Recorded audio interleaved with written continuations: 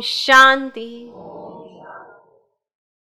12 जून 2025 साकार महावाक्य। बाबा कहते, मीठे बच्चे, तुम्हें अभी ज्ञान की दृष्टि मिली है, इसलिए तुम्हारा भटकना बंद हुआ। तुम शांति धाम सुखधाम को याद करते हो।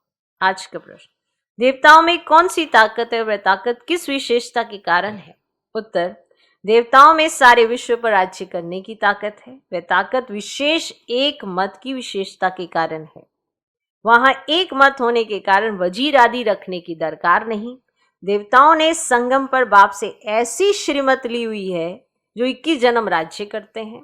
वहां एक राजा की एक दैवी फैमिली होती, दूसरी मत होती ही नहीं।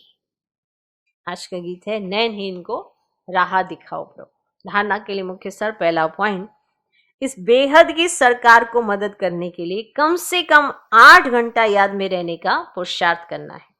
याद में जो माया विघन डालती है उससे घबराना नहीं है।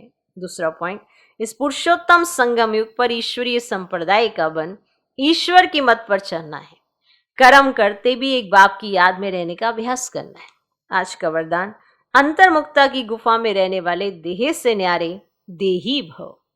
जो पांडवों की गुफाएं दिखाते हैं वे यही अंतर्मुक्ता की गुफाएं हैं। जो पांडवों की गुफाएं दिखाते हैं वह यही अंतर्मुक्ता की गुफाएं हैं। जितना देह से न्यारे देही रूप में स्थित होने की गुफा में रहते हो, उतना दुनिया के वातावरण से परे हो जाते हो, वातावरण के प्रभाव में नहीं आते।